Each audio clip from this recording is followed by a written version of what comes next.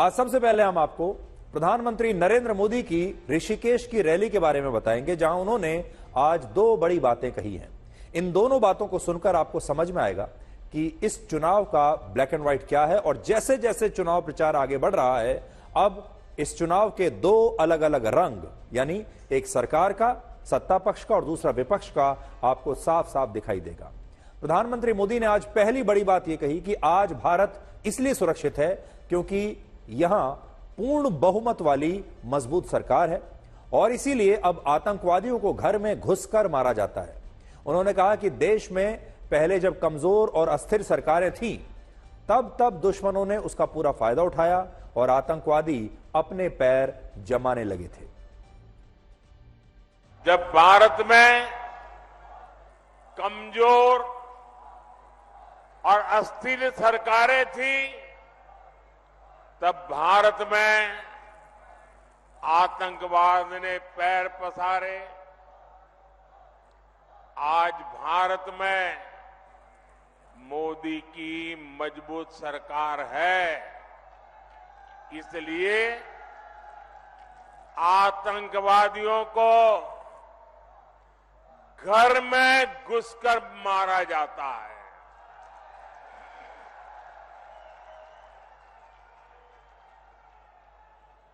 आज भारत में मजबूत सरकार है, इसलिए भारत का तिरंगा युद्ध क्षेत्र में भी सुरक्षा की गारंटी बन जाता है। आपको याद होगा, हाल ही में पाकिस्तान और कनाडा में भी कई आतंकवादी मारे गए, और इस तरह की रिपोर्ट्स आई कि ये हत्याएं भारत की खुफिया एजेंसियों ने ही कराई हैं। वैसे तो भारत सरकार औपचारिक तौर पर इसका खंडन ही करती है और ना ही इसका कोई सबूत है, लेकिन इस बार चुनाव प्रचार में प्रधानमंत्री मोदी घर में घुसकर मारने की बात खुलकर कह रहे हैं। इसका मतलब बालाकोट से भी हो सकता है, इसका मतलब उरी से भी हो सकता है, और इसका मतलब ये भी हो सकता है। इससे पहले रक्षा मंत्री राजनाथ सिंह भी ये कह चुके हैं कि अगर कोई आतंकवादी पाकिस्तान में जाकर छुप जाएगा तो हम उसे भी वहां घुसकर मारेंगे, उसे भी छोड़ेंगे नहीं। तो ये एक बहुत बड़ा मुद्दा है, सुरक्षा का मुद्दा और स्थायी सरकार का मुद्दा, जो प्रधानमंत्री मोदी ने इस बार भी लोगों के सामने उठाया है। उन्होंने ऋषिकेश में अपनी रैली में दूसरी बड़ी बात यह कही कि कांग्रेस के नेता सिर्फ दो परिवारों के लिए काम करते हैं, दो परिवारों के बारे में सोचते हैं। एक है दिल्ली का शाही परिवार यानी गांधी परिवार, और दूसरा इन नेताओं का खुद का अपना परिवार। और प्रधानमंत्री मोदी अपनी इस बात से यह कहना चाहते थे शायद कि आज एक तरफ परिवार के लोगों की पार्टी है, यानी परिवार की पार्टी है, और दूसरी ओर एक ऐसी पार्टी है जो आम जनता की पार्टी है, और इसीलिए उनकी पार्टी का नाम भी भारतीय जनता पार्टी है। कांग्रेस के नेताओं के लिए तो पहले दिल्ली का शाही परिवार और फिर खुद का परिवार, यही सब कुछ कांग्रेस की परंपरा में है। लेकिन मोदी के लिए तो आप सभी, मेरा भारत ही मेरा परिवार है। अब आप ऋषिकेश की इसी रैली की कुछ खास तस्वीरें देखिए, जहां उत्तराखंड के मुख्यमंत्री पुष्कर सिंह धामी को जब भाषण देने के लिए आमंत्रित किया गया मंच पर, तो वो प्रधानमंत्री मोदी के पीछे से जाने लगे क्योंकि वो उनके सामने से नहीं जाना चाहते थे। और यह देखकर प्रधानमंत्री मोदी ने उनका हाथ पकड़ लिया और उन्हें अपने सामने से ही जाने के लिए कहा। यह तस्वीर देखिए।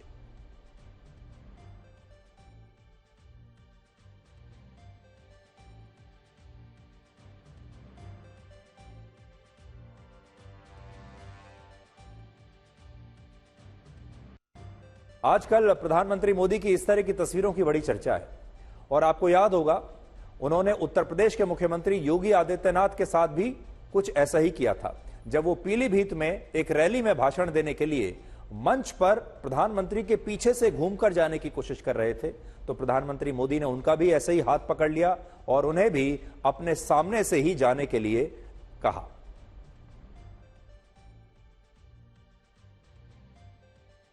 ये पुरानी तस्वीरें 9 अप्रैल की हम आपको दिखा रहे हैं, जब प्रधानमंत्री मोदी ने योगी आदित्यनाथ का हाथ पकड़ा और कहा कि नहीं, आप यहीं से गुजरिए।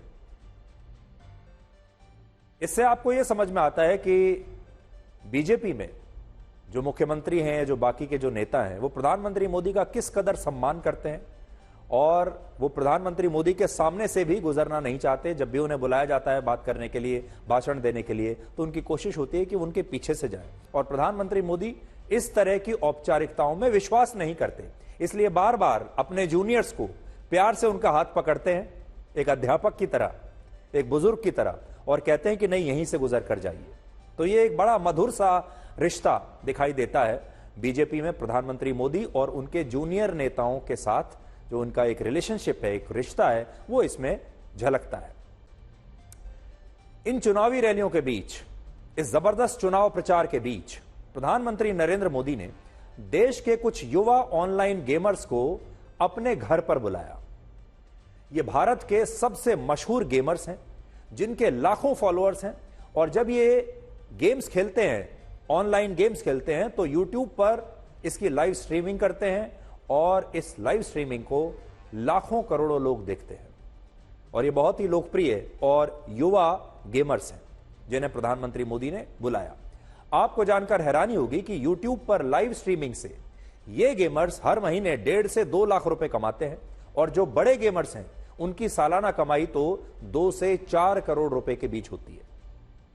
आज भारत में गेमिंग इंडस्ट्री 16,000 करोड़ रुपए की है, और आज भारत में 43 करोड़ लोग ऐसे हैं जो किसी न किसी रूप में ऑनलाइन गेम्स खेलते हैं। और प्रधानमंत्री मोदी जब आज इन गेमर्स से मिल रहे थे और वो उनके जरिए लाखों करोड़ों युवाओं से भी कनेक्ट कर रहे थे, आप देखिए कि जब इन यंग युवा गेमर्स की मुलाकात प्रधानमंत्री नरेंद्र मोदी से हुई तो क्या बातचीत हुई, ये मुलाकात कैसी रही, और भारत की राजनीति के सबसे बड़े खिलाड़ी, सबसे बड़े प्लेयर नरेंद्र मोदी अब ऑनलाइन गेम्स भी खेलने लगे।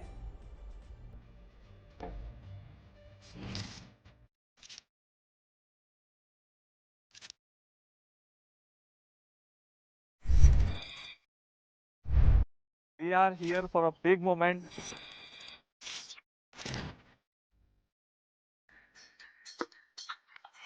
But that moment जब बस वो आ रहे हैं, हार्ट बीट स्टॉप हो जाने वाला मोमेंट था वो। स्वागत है आप सबका।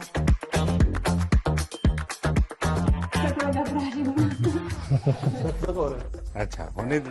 1-on-1 जब हम उनसे सामने मिले, हमें लगा ही नहीं कि हमारे एज में इतना डिफरेंस है। मैं कलर करके बाल वाइट करता हूँ ताकि जहाँ लोगों के लगे वो बच्चों पीएम सर से बात करते हैं तो ऐसा ही लगता है कि हम हमारे एक फैमिली मेंबर से बात कर रहे हैं। 2019 में आई थिंक मैं बोलता हूँ कि गेमिंग काफी स्पीड पकड़ी, रफ्तार पकड़ा। हमारी जो मिथोलॉजी है, जो उसके अराउंड काफी गेम्स डेवलप हो रहे हैं अभी। गवर्नमेंट इज रिकॉग्नाइजिंग हमारी क्रिएटिविटी। सब कुछ मेरे आने के बाद हुआ। क्या आपको ये फेस करना पड़ता है, गेमिंग एंड गैम्बलिंग, इन दोनों की लड़ाई आपके सामने आती होगी, तब आप कैसे हैंडल करते हैं? सर आरएनजी और स्किल बेस्ड गेमिंग को बहुत हाई टाइम हो गया कि डिफरेंशिएट करें। और क्या लगता है लड़कियों का इसमें आना कितना संभावना बढ़ती है? जब मैंने शुरू किया था तो मेरे पास भी 100-200 ऐसे लड़कियों के मैसेज आते हैं कि हमने आपको देख के स्टार्ट किया। हमारे इंडिया में भी लड़कियां टेक फील्ड में और गेमिंग फील्ड में आगे आ रही हैं। ये आप पेन दीजिए।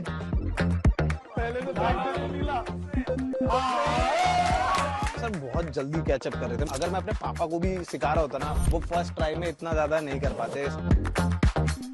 पीएम के साथ गेम खेलना आई थिंक ये वंस इन अ लाइफ वाला एक चीज हो गया जो मैं आई थिंक कभी नहीं भूल पाऊंगी। वो फुलेस्ट पीएम को गेमर टैग देना चाहिए। तो वो हमें क्या कहते हैं, नमो OP India. Who is the biggest influencer in India? It's our Prime Minister. मैंने उल्टा दोस्तों में फैला दिया था कि खेलो मेरे साथ। मैं बीमार हूँ, तुम भी हो जाए।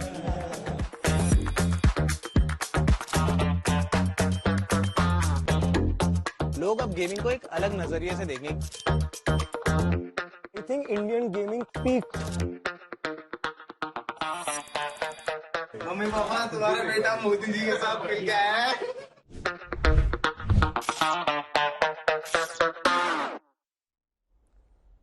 तो देखिए, प्रधानमंत्री मोदी राजनीति के तो सबसे बड़े खिलाड़ी हैं ही।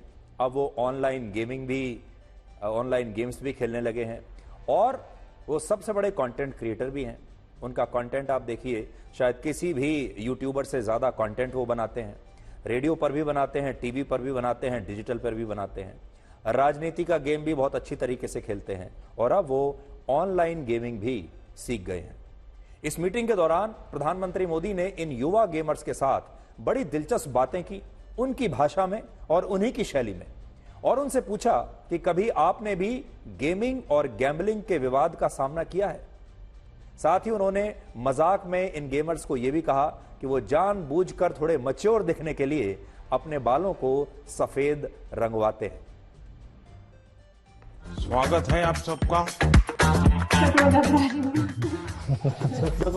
अच्छा, होने दीजिए। 1-on-1 जब हम उनसे साथ में मिले, हमें लगा ही नहीं कि हमारे एज में इतना डिफरेंस है। मैं कलर करके बाल वाइट करता हूँ ताकि जहाँ लोगों के लगे वो मैच्योर हूँ। क्या आपको ये फेस करना पड़ता है गेमिंग एंड गैम्बलिंग, इन दोनों की लड़ाई आपके सामने आती होगी, तब आप कैसे हैंडल करते हैं? और क्या लगता है लड़कियों का इसमें आना कितना संभावना बढ़ती है? गवर्नमेंट इज रिकॉग्नाइजिंग हमारी क्रिएटिविटी। सब कुछ मेरे आने के बाद हुआ।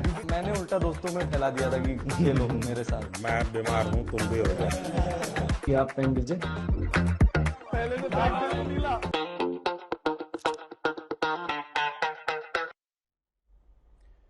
देखिए, भारत पूरी दुनिया का सबसे युवा देश है और हमारे देश में युवाओं की संख्या, आधी आबादी जो है वो युवाओं की है।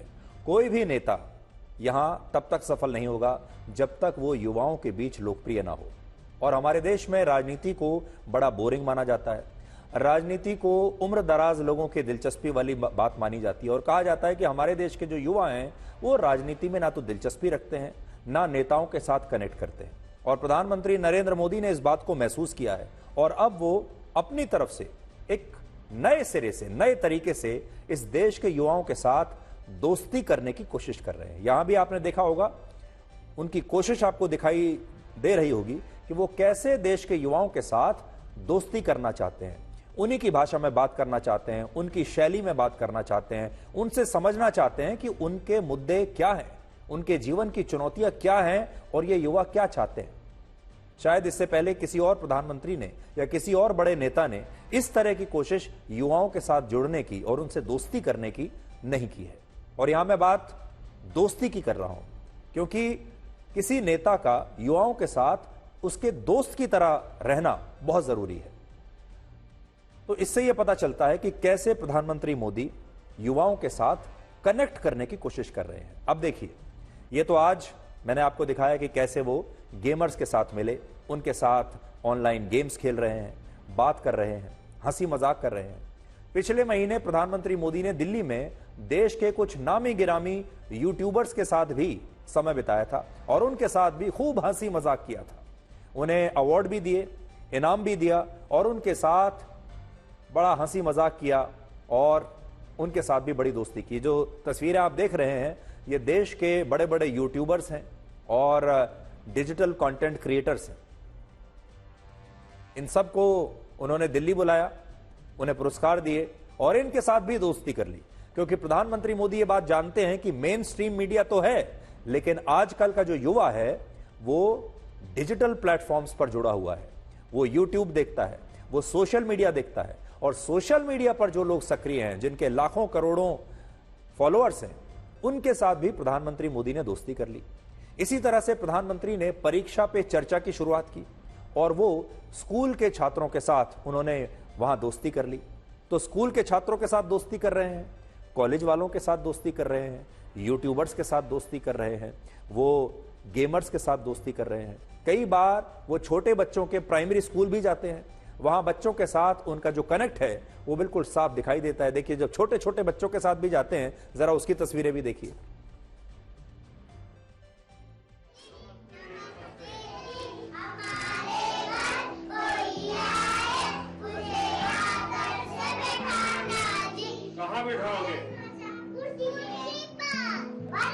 प्रधानमंत्री युवा पीढ़ी के साथ, इन छोटे बच्चों के साथ, स्कूल के जो प्राइमरी स्कूल के बच्चे हैं इनके साथ, जो बड़े बच्चे हैं जो बोर्ड की परीक्षा देने वाले हैं, कॉलेज के जो बच्चे हैं, या फिर जो गेमर्स हैं, यूट्यूबर्स हैं, उन सब के साथ दोस्ती कर रहे हैं, उन्हें समझने की कोशिश कर रहे हैं। तो इसके पीछे वजह क्या है?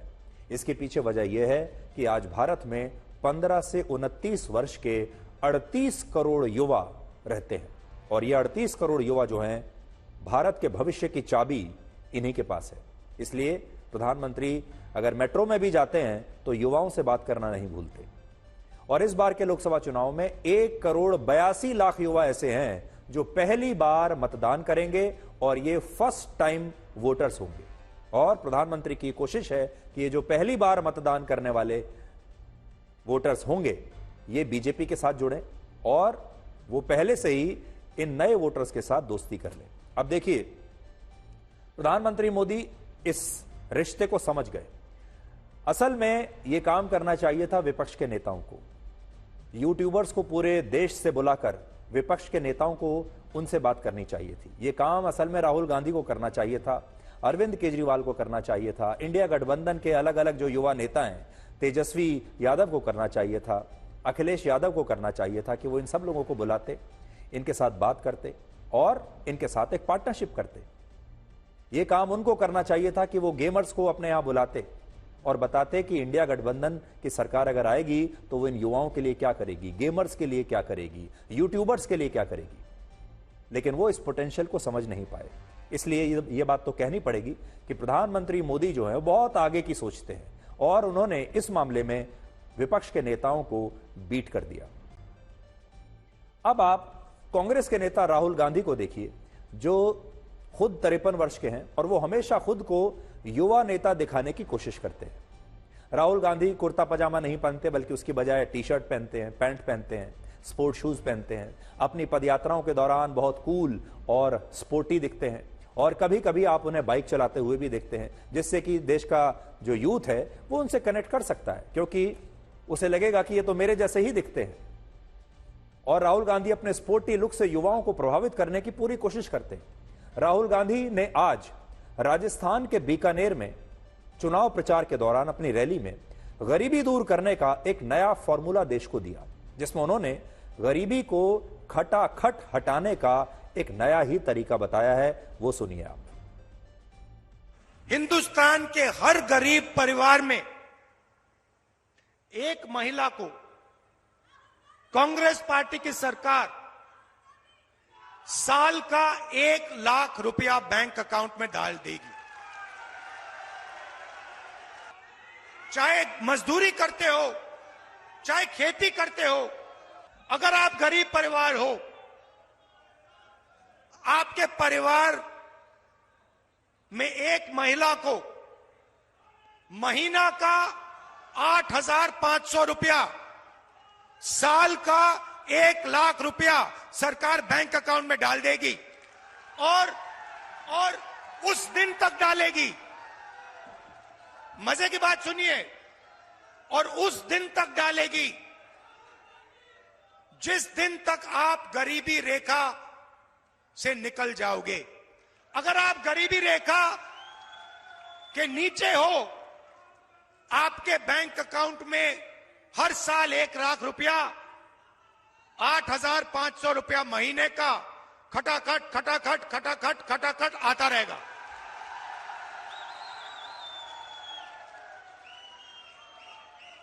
और एक झटके से हिंदुस्तान से हम गरीबी को मिटा देंगे। तो राहुल गांधी ने आज गरीबी हटाने का एक नया फॉर्मूला देश को दिया है और वो भी खटाखट और एक ही झटके में गरीबी हटाने की बात वो कर रहे हैं। लेकिन जरा याद कीजिए, आज से 53 वर्ष पहले, यानी जब राहुल गांधी पैदा हुए थे, तब राहुल गांधी की दादी इंदिरा गांधी ने भी वर्ष 1971 के चुनाव में गरीबी हटाओ का नारा दिया था और राहुल गांधी आज फिर से उसी गरीबी को हटाने की बात कर रहे हैं। यानी 53 वर्षों में भी ये गरीबी हट नहीं पाई। कैसी गरीबी है जो हटने का नाम नहीं लेती। अब बड़ी बात देखिए क्या है, ये असल में अगर आप देखेंगे ब्लैक और व्हाइट में, एक नए भारत की बात है और एक पुराने भारत की बात है। प्रधानमंत्री मोदी नए भारत की बात करते हैं, वो लोन माफी की बात नहीं करते, वो घर बैठे पैसा देने की बात नहीं करते। राहुल गांधी जो बात कह रहे हैं वो ये है कि सारे युवाओं को, परिवारों को, गरीबों को घर बैठे पैसा मिल जाए। उनके लोन माफ कर दिए जाएंगे। और ज्यादातर जो आज के विपक्ष के नेता हैं वो सोचते हैं कि अगर जनता को पैसा दे दिया जाए, सारी चीजें मुफ्त कर दी जाए, तो फिर जनता उन्हें वोट दे देगी। प्रधानमंत्री मोदी की जो सोच है, ये जो सोच थी विपक्ष की, ये पुराने भारत की है। उनकी जो सोच है प्रधानमंत्री मोदी की, वो नए भारत की है। नए भारत की सोच क्या है? जब देखिए, जब वो गेमर्स को बुलाते हैं, ये ऐसे गेमर्स, ऐसे यूट्यूबर जो खुद लाखों रुपए कमा रहे हैं। प्रधानमंत्री मोदी की सोच ये है कि लोगों को मुफ्त में उनका लोन माफ करने की आवश्यकता नहीं है, बल्कि उन्हें इतना सक्षम बनाया जाए, उन्हें उनके अंदर इतनी काबिलियत, उतने स्किल पैदा किए जाएं कि वो बड़े से बड़ा लोन भी चुकाने की क्षमता रखें। अपनी इंस्टॉलमेंट, अपनी किश्तें चुकाने की क्षमता उनकी आनी चाहिए। ये नए भारत की बात है। तो इस बार भारत के वोटर्स, भारत की जनता के बीच ये दो तस्वीरें होंगी। एक विपक्ष होगा जो ये कहेगा कि आप हमें वोट दीजिए, हम आपको पैसा देंगे, घर बैठे तमाम सुविधाएं देंगे, इंटरनेट का डेटा भी आपको मुफ्त में दे देंगे, आटा भी देंगे, डाटा भी देंगे और पैसा भी देंगे, घर बैठे पेंशन भी देंगे और आपको कुछ करने की आवश्यकता नहीं। दूसरी तरफ यह सोच है जो ये कहती है कि आप और ज्यादा पैसा कैसे कमा सकते हैं, आप और बड़ा लोन लीजिए, अपना काम कीजिए और अपनी किस्तें खुद भरने के लिए सक्षम बनिए। राहुल गांधी ने आज गरीबी की बात तो की, लेकिन अब विपक्ष का एक और रंग आपको दिखाते हैं। विपक्षी नेता और लालू प्रसाद यादव की पुत्री मीसा भारती ने आज एक बहुत बड़ी धमकी बीजेपी को दी है और उन्होंने कहा है कि अगर इंडिया गठबंधन की सरकार बन गई तो प्रधानमंत्री नरेंद्र मोदी और बीजेपी के सारे नेता जेल में होंगे। यह चेतावनी भी है और धमकी भी है। जो इंडिया गठबंधन है 30 लाख रोजगार दे रहा है, उसमें उनको तुष्टिकरण दिख रहा है। किसानों की आय दुगनी करने की हम बात कर रहे हैं, हम MSP लागू करने की बात कर रहे हैं, इनको तुष्टिकरण नजर आ रहा है। जब आते हैं वो हमारे परिवार पे आरोप लगाते हैं भ्रष्टाचार का। जानते हैं कितना बड़ा भ्रष्टाचार है? अगर देश की जनता ने कहीं हमें मौका दे दिया इंडिया गठबंधन को, प्रधानमंत्री से लेकर के जितने भी भाजपा नेता हैं जेल के अंदर बंद हो। तो नोट करने वाली बात यह है, जहां मीसा भारती कह रही हैं कि अगर देश की जनता ने उन्हें मौका दे दिया, यानी इंडिया गठबंधन को अगर एक मौका मिल गया, तो प्रधानमंत्री नरेंद्र मोदी जेल में होंगे। यह बात जो है अंडरलाइन करने वाली बात है। इस विश्लेषण से पहले हम आपसे एक सवाल पूछना चाहते हैं, जो अगला विश्लेषण शुरू होने वाला है उससे पहले। क्या विपक्षी दलों को वाकई मुसलमानों की चिंता है या सिर्फ उन्हें मुसलमानों के वोट चाहिए? खासतौर पर ऐसी पार्टियां जो मुसलमानों की सच्चे हमदर्द बनते हैं, मुसलमानों के बारे में दिन रात बातें करते हैं। आपके लिए सरप्राइज यह है कि कांग्रेस हो, समाजवादी पार्टी हो या फिर आरजेडी हो, इंडिया गठबंधन के तमाम दलों ने उत्तर प्रदेश और बिहार में मुसलमानों को ना के बराबर टिकट दिए हैं या बहुत ही कम तादाद में टिकट दिए हैं। विपक्ष शायद यह सोचता है कि उन्हें मुस्लिम उम्मीदवारों की आवश्यकता ही नहीं है। ईद, इफ्तार, मुख्तार और राम मंदिर से दूरी ही उन्हें देश के मुसलमानों के वोट दिला देगी। तो उनका फॉर्मूला आप देख लीजिए। उनका फॉर्मूला है ईद, इफ्तार और मुख्तार, और इसके साथ राम मंदिर से दूरी बना लीजिए और उसका नतीजा यह होगा कि उन्हें सारे मुस्लिम वोट मिल जाएंगे। आज ईद का दिन है। हम अपने तमाम मुस्लिम दर्शकों को ईद की बहुत बधाई देना चाहते हैं, लेकिन उनसे यह भी कहना चाहते हैं कि क्या वोट देने का उनका जो मापदंड है वो यही है, ईद, इफ्तार और मुख्तार और राम मंदिर से दूरी, और वो किसी को भी अपना वोट दे देंगे, या इसके अलावा वो कुछ और भी सोचते हैं, देश के बारे में सोचते हैं, विकास के बारे में सोचते हैं? उत्तर प्रदेश में समाजवादी पार्टी ने अब तक मात्र 4 मुस्लिम उम्मीदवारों को टिकट दिया है और कांग्रेस ने सिर्फ 2 मुसलमानों को टिकट दिया है अभी तक उत्तर प्रदेश में, जबकि बिहार में आरजेडी ने अब तक 22 उम्मीदवारों में से सिर्फ 2 मुसलमान उम्मीदवारों को टिकट दिया है और कांग्रेस ने भी बिहार में अब तक सिर्फ 2 मुस्लिम उम्मीदवारों को ही टिकट दिया है। चौंकाने वाली बात यह है कि पश्चिमी उत्तर प्रदेश में जिन सीटों पर मुसलमानों की अच्छी खासी तादाद है, जहां पर उनकी बहुत अच्छी संख्या है, वहां भी समाजवादी पार्टी और कांग्रेस ने मुसलमानों की अनदेखी की है। जैसे मेरठ, बिजनौर, मुजफ्फरनगर, बागपत और मुरादाबाद जैसी सीटों पर कांग्रेस और समाजवादी पार्टी के गठबंधन ने किसी भी मुस्लिम उम्मीदवार को टिकट नहीं दिया है। मुरादाबाद में तो समाजवादी पार्टी ने सांसद एसटी हसन का टिकट काटकर रुचि वीरा को टिकट दे दिया है। बिहार में मुस्लिम और यादव आरजेडी के कोर वोटर माने जाते हैं और इसीलिए वहां कहा जाता है MY समीकरण, जिसकी खोज लालू प्रसाद यादव और मुलायम सिंह यादव ने की थी। MY का मतलब है मुस्लिम प्लस यादव। आरजेडी ने 14% यादवों को तो उनकी आबादी के अनुपात के हिसाब से दुगने से ज्यादा टिकट दिए हैं, लेकिन मुसलमानों की जबरदस्त अनदेखी की है। आरजेडी ने अब तक 22 में से 8 यादव उम्मीदवार उतारे हैं, जबकि मात्र 2 मुसलमानों को उन्होंने टिकट दिया है। यानी आरजेडी की लिस्ट में मुस्लिम उम्मीदवार सिर्फ 9% हैं, जबकि यादव उम्मीदवार उनसे 4 गुना ज्यादा यानी 36% के आसपास हैं। और ऐसा नहीं है कि आरजेडी हमेशा से ऐसा करती रही हो। 2019 में आरजेडी ने 19 में से 5 मुस्लिम उम्मीदवार उतारे थे। यह आंकड़ा 26% का होता है, लेकिन इस बार 17% मुस्लिम आबादी वाले बिहार में आरजेडी ने मात्र 9% मुसलमानों को ही टिकट दिया है। यह विश्लेषण हम अपने मुस्लिम भाई बहनों के लिए कर रहे हैं ताकि वो भी देख लें। अगर उत्तर प्रदेश की बात करें तो विपक्ष के मुस्लिम उम्मीदवारों का ग्राफ जबरदस्त तरीके से गिरा है। 2014 के लोकसभा चुनाव में समाजवादी पार्टी, बहुजन समाज पार्टी और कांग्रेस ने 44 मुस्लिम उम्मीदवारों को टिकट दिया था।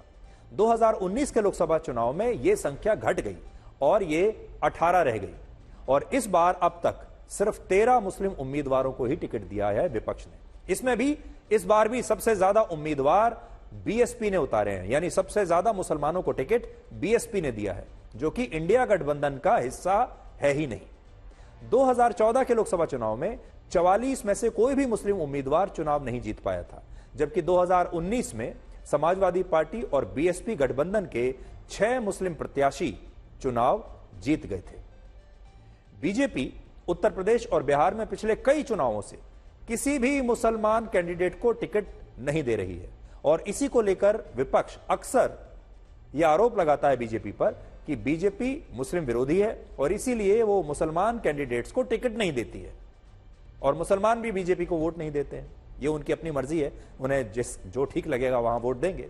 लेकिन इस बार इंडिया गठबंधन की पार्टियां भी खुद भी मुसलमान उम्मीदवारों से दूरी बना रही हैं और इसकी सबसे बड़ी वजह है मुस्लिम मतदाताओं के पास विकल्प की कमी होना। यानी इन विपक्षी नेताओं को यह लगता है कि ये जो मुस्लिम वोटर हैं ये हमें छोड़कर आखिर जाएंगे कहां।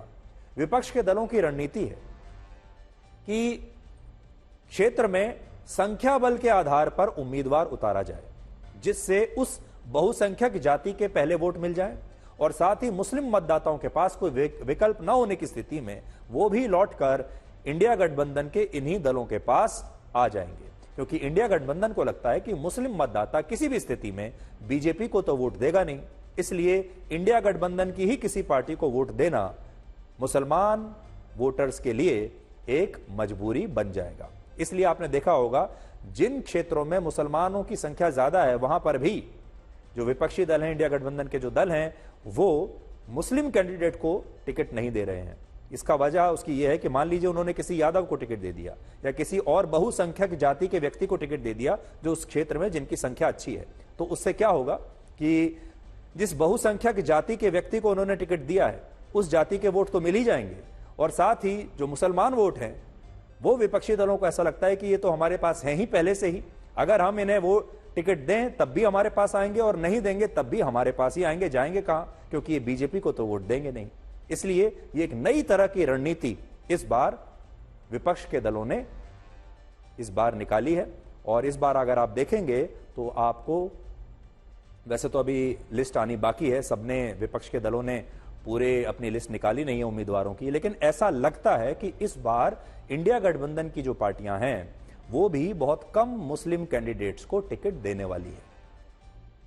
आजकल लोग एक सवाल काफी ज्यादा पूछ रहे हैं कि केजरीवाल की गिरफ्तारी का चुनावों पर क्या असर होगा। आप भी कहीं भी बाहर जाते होंगे तो डिस्कशन यही होता है, लोग यही कहते हैं कि केजरीवाल को गिरफ्तार करके सही किया या गलत किया, और अरविंद केजरीवाल के जेल जाने से क्या आम आदमी पार्टी को लोगों की सहानुभूति मिलेगी, क्या इससे चुनाव में उन्हें मदद मिलेगी, क्या इसका बीजेपी को नुकसान होगा, या क्योंकि अरविंद केजरीवाल जेल में है और आम आदमी पार्टी अब कमजोर हो रही है तो चुनाव में बीजेपी को इसका फायदा होगा। दिल्ली में कौन जीतेगा और पंजाब में कौन जीतेगा, लोग इस तरह की बातें करते हैं। और यह यक्ष प्रश्न है। यह तो चुनाव में ही पता चलेगा कि अरविंद केजरीवाल को सहानुभूति मिल रही है या उनका कोर वोटर उन्हें छोड़ चुका है। तो चुनावों का तो अभी किसी को पता नहीं, लेकिन सोशल मीडिया पर आम आदमी पार्टी को अरविंद केजरीवाल की गिरफ्तारी का फायदा जरूर हो रहा है। मार्च के महीने में अरविंद केजरीवाल की गिरफ्तारी के बाद से YouTube पर आम आदमी पार्टी के चैनल के सब्सक्राइबर्स और व्यूज दोनों ही बढ़ गए हैं और उसने बीजेपी और कांग्रेस को भी पीछे छोड़ दिया है व्यूज के मामले में। अगर हम व्यूज की बात करें तो जनवरी के महीने में आम आदमी पार्टी के YouTube चैनल पर उसके वीडियोस को 3 करोड़ 80 लाख बार देखा गया, लेकिन मार्च के महीने में गिरफ्तारी के बाद व्यूज की संख्या 16 करोड़ 80 लाख हो गई, जबकि मार्च के महीने में बीजेपी के वीडियोस पर 14 करोड़ 40 लाख व्यूज आए, जो कि आम आदमी पार्टी के व्यूज से कम है। अगर सब्सक्राइबर्स की बात करें तो जनवरी के महीने में आम आदमी पार्टी के 50,000 यूट्यूब सब्सक्राइबर्स बढ़े थे, एक महीने में 50,000, लेकिन मार्च में 3,60,000 सब्सक्राइबर्स बढ़ गए, जबकि मार्च में बीजेपी के सिर्फ 90,000 यूट्यूब सब्सक्राइबर्स बढ़े हैं। इस वजह से आम आदमी पार्टी यूट्यूब पर कुल सब्सक्राइबर्स के मामले में भी बीजेपी से आगे निकल गई है। बीजेपी के यूट्यूब चैनल पर अभी 58 लाख सब्सक्राइबर्स हैं, जबकि आम आदमी पार्टी के 59 लाख सब्सक्राइबर्स हो गए हैं और उनके सब्सक्राइबर्स बीजेपी से भी ज्यादा हैं और कांग्रेस से भी ज्यादा हैं। हालांकि एक्स पर और इंस्टाग्राम पर बीजेपी के फॉलोअर्स कांग्रेस और आम आदमी पार्टी से काफी ज्यादा है। जहां आम आदमी पार्टी को यूट्यूब पर फायदा मिला है, वहीं अरविंद केजरीवाल को इंस्टाग्राम पर काफी फायदा हुआ है। जनवरी में उनके 67,000 फॉलोअर्स बढ़े थे, जबकि मार्च में 2,38,000 फॉलोअर्स बढ़ गए। यहां मैं अरविंद केजरीवाल की बात कर रहा हूं, निजी तौर पर उनको कितना फायदा हुआ है, आम आदमी पार्टी से ज्यादा।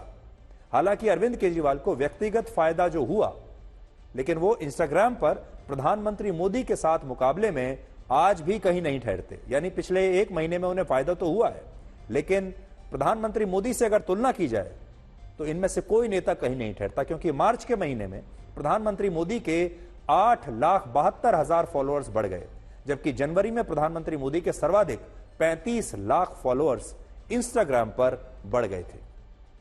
अगर कुल फॉलोअर्स की बात करें तो भी प्रधानमंत्री नरेंद्र मोदी अपने प्रतिद्वंदियों से बहुत आगे हैं। सोशल मीडिया प्लेटफॉर्म एक्स पर प्रधानमंत्री मोदी के करीब 10 करोड़ फॉलोअर्स हैं, जिसके बारे में शायद भारत नहीं दुनिया के नेता सोच भी नहीं सकते, जबकि करीब 3 करोड़ फॉलोअर्स के साथ अरविंद केजरीवाल उनसे बहुत पीछे हैं और राहुल गांधी के एक्स पर फॉलोअर्स मात्र 2.5 करोड़ हैं। कुल फॉलोअर्स के मामले में इंस्टाग्राम पर भी अरविंद केजरीवाल और राहुल गांधी प्रधानमंत्री मोदी से बहुत पीछे हैं। इंस्टाग्राम पर प्रधानमंत्री मोदी के करीब 9 करोड़ फॉलोअर्स हैं, जबकि राहुल गांधी और अरविंद केजरीवाल के फॉलोअर्स 1 करोड़ भी नहीं है। तो सोशल मीडिया क्या कहता है हमने आपको बताया। सोशल मीडिया से 2 बातें आपको समझ में आई। पहली ये कि एक राजनीतिक ब्रांड के मामले में, लोकप्रियता के मामले में आज भी भारत का कोई भी नेता प्रधानमंत्री नरेंद्र मोदी की लोकप्रियता के आसपास भी नहीं है, सोशल मीडिया के नंबर्स के हिसाब से, फॉलोअर्स के हिसाब से और वीडियो व्यूज के भी हिसाब से। भारत क्या, शायद दुनिया का भी कोई नेता उनके आसपास अभी नहीं होगा, बहुत कम होंगे जो उनके आसपास आपको नजर आएंगे। लेकिन जब से अरविंद केजरीवाल की गिरफ्तारी हुई है, तब से लेकर अब तक आम आदमी पार्टी को और अरविंद केजरीवाल को सोशल मीडिया पर फायदा जरूर हुआ है। अब ये जो व्यूज हैं, देखिए व्यूज तो बढ़ रहे हैं, लेकिन क्या ये व्यूज वोटों में तब्दील होंगे?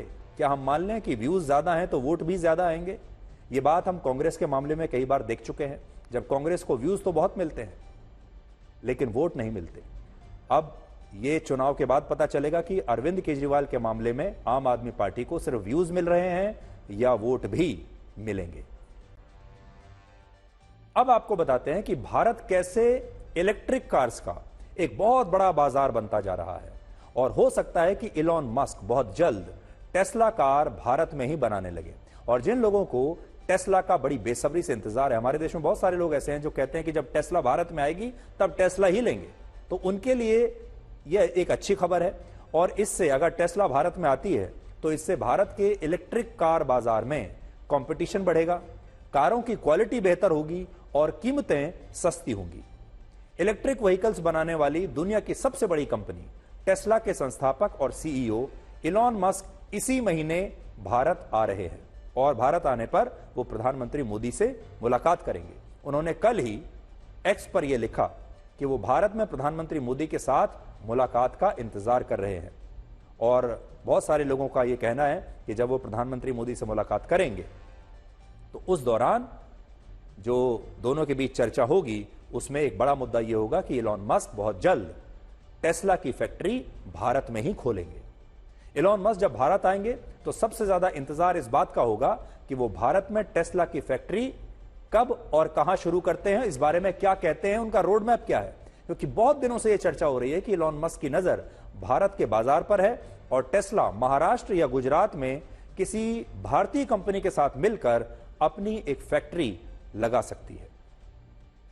अब बड़ी बात यह है कि भारत सरकार ने पिछले महीने दुनिया की बड़ी बड़ी कार निर्माता कंपनियों को इस शर्त पर इंपोर्ट टैक्स में छूट देने की घोषणा की थी कि वो 3 साल के अंदर अंदर भारत में उस कार का उत्पादन शुरू करेंगे, यानी भारत में ही अपनी फैक्ट्री लगाएंगे और वो कार भारत में बनेगी, तब जाकर उनको टैक्स में छूट मिलेगी। इलॉन मस्क इससे पहले यह कहते थे कि भारत में इंपोर्ट ड्यूटी बहुत ज्यादा है, जिससे टेस्ला को मुश्किल हो रही है, क्योंकि इंपोर्ट ड्यूटी भारत में इतनी ज्यादा है कि टेस्ला की कार भारत आते आते बहुत महंगी हो जाएगी और लोगों की जेब पर बड़ी भारी पड़ेगी। इसलिए वो भारत नहीं आना चाहते। तो वो पहले भारत से डिस्काउंट चाहते थे कि भारत कोई डिस्काउंट दे। उसके बाद भारत ने यह शर्त रखी कि अगर आपको डिस्काउंट चाहिए, टैक्स में डिस्काउंट चाहिए, तो आपको अपनी फैक्ट्री यहां लगानी पड़ेगी ताकि भारत के लोगों को रोजगार मिल सके और यह टेक्नोलॉजी भारत में बने। तो अब यह समझा जा सकता है कि उनकी मुश्किलें भारत सरकार ने दूर कर दी हैं और वो भारत में ही अपनी फैक्ट्री लगाने के लिए तैयार हो गए हैं। लेकिन टेस्ला के भारत के बाजार में दिलचस्पी दिखाने की एक बहुत बड़ी वजह यह भी है कि अमेरिका और चाइना में टेस्ला की इलेक्ट्रिक कार्स की बिक्री अब घट रही है और इस वर्ष के पहले 3 महीनों में, तिमाही में, टेस्ला की गाड़ियों में 8% की गिरावट आई है, जिससे इलॉन मस्क काफी परेशान होंगे क्योंकि अमेरिका और चीन बहुत बड़े बाजार है। एक हैरान करने वाली बात यह है कि अमेरिका, जापान और दक्षिण कोरिया जैसे विकसित देश इलेक्ट्रिक कार्स को अपनाने में पूरी दुनिया से पीछे चल रहे हैं और वहां अब भी लोग पेट्रोल और डीजल वाली गाड़ियां ही, कारें ही चलाना ज्यादा पसंद करते हैं और इलेक्ट्रिक कार्स की जो संख्या है वो अमेरिका में बहुत कम है।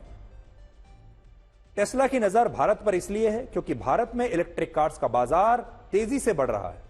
पिछले वर्ष भारत में कारों के बाजार में इलेक्ट्रिक कार्स की हिस्सेदारी बढ़कर 6.8% हो गई। यानी अगर आप तिमाही की बात करें तो अब जो नई गाड़ियां बाजार में खरीदी जा रही हैं भारत में, उसमें 6.8% गाड़ियां इलेक्ट्रिक कार्स हैं।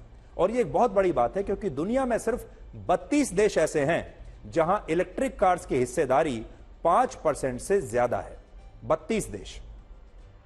एक्सपर्ट्स का यह कहना है कि जब भी बाजार में कोई नई टेक्नोलॉजी आती है और उसका इस्तेमाल करने वालों की संख्या 5% या उससे ज्यादा तक पहुंचती है, तो यह समझ लेना चाहिए कि अब वहां के लोग इस बदलाव को अपना रहे हैं और अब वहां बदलाव तेजी से आएगा।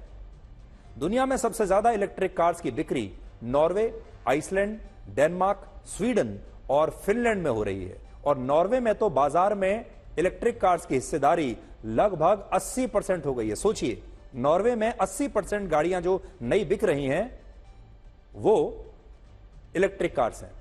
आइसलैंड में 58%, डेनमार्क में 45%, स्वीडन में 40%, फिनलैंड में 35% नई गाड़ियां जो हैं वो इलेक्ट्रिक कार्स हैं। अब देखिए, इलेक्ट्रिक कार्स की चीन में जो परसेंटेज है वो है 24%, जर्मनी में 20% गाड़ियां इलेक्ट्रिक हैं और ब्रिटेन में भी इलेक्ट्रिक कार्स की हिस्सेदारी 18% हो चुकी है। यानी ये सारे देश वो हैं जो इलेक्ट्रिक कार्स को अपना रहे हैं।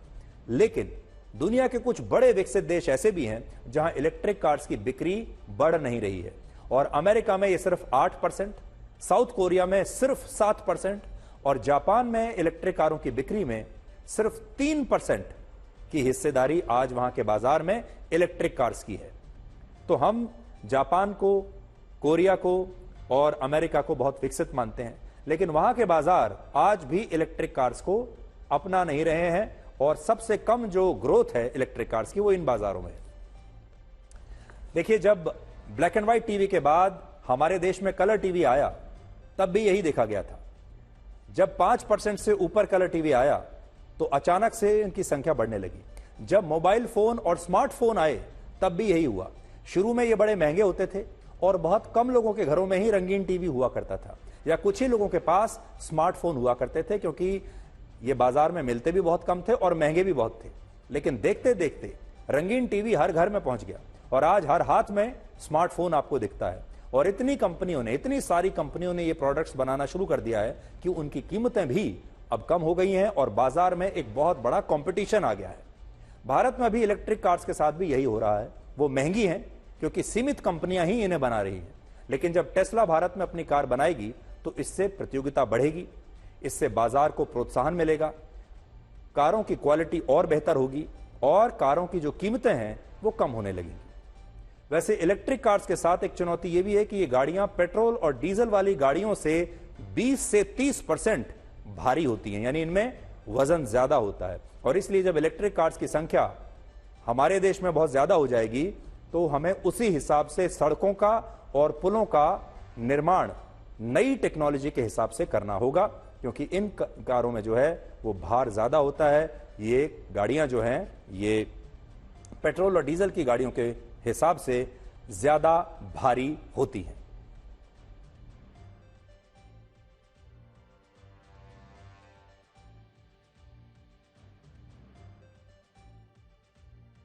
तो आप इंतजार कीजिए, हो सकता है कि बहुत जल्द टेस्ला भारत के बाजारों में आ जाए और जैसे कि पूरी दुनिया धीरे धीरे बदल रही है, हो सकता है भारत का जो कार बाजार है वो भी धीरे धीरे बदलने लगेगा।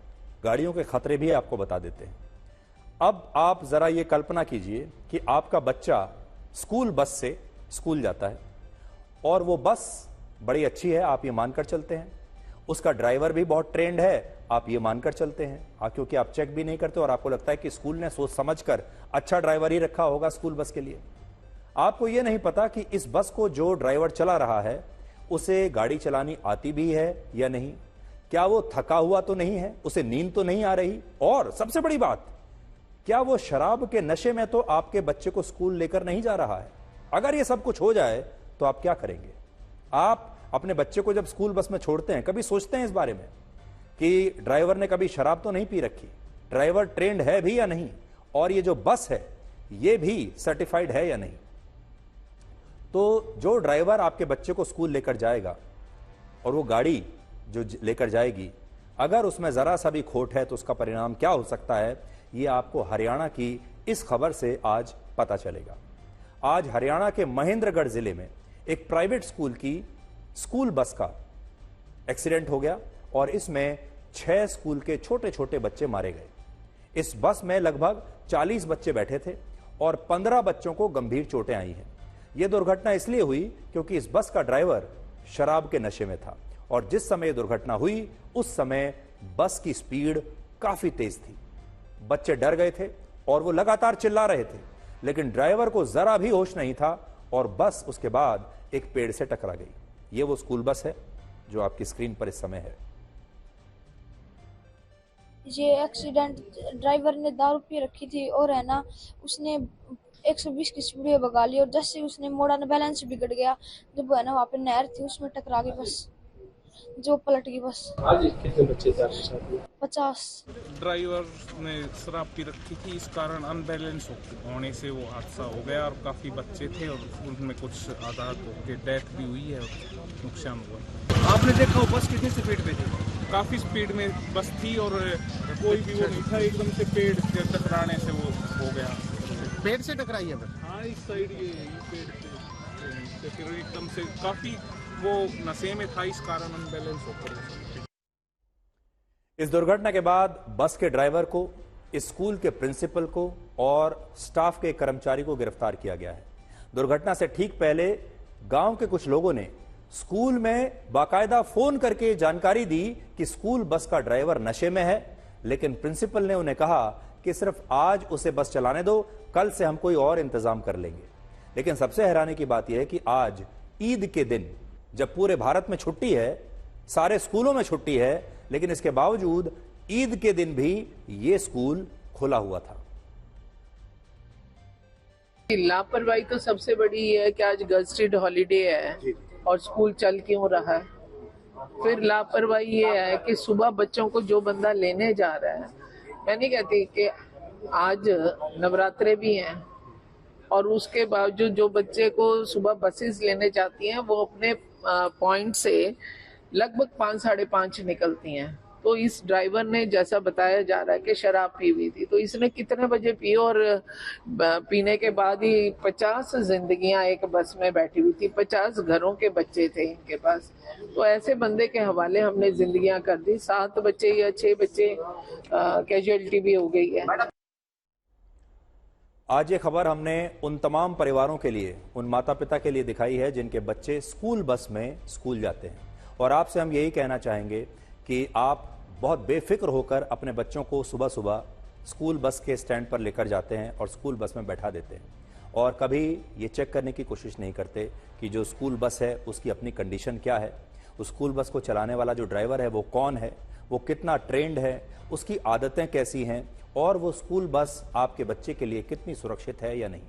बहुत सारे माता पिता तो ये सोचते हैं क्योंकि उन्होंने अपने बच्चे का एडमिशन एक बहुत बड़े स्कूल में करा दिया, नामी गिरामी स्कूल में करा दिया है और वो स्कूल उनसे स्कूल बस की फीस के तौर पर भी अच्छा पैसा ले रहा है, तो स्कूल बस ने सारे इंतजाम अच्छे ही किए होंगे, स्कूल ने स्कूल बस का जो इंतजाम होगा वो अच्छा किया होगा।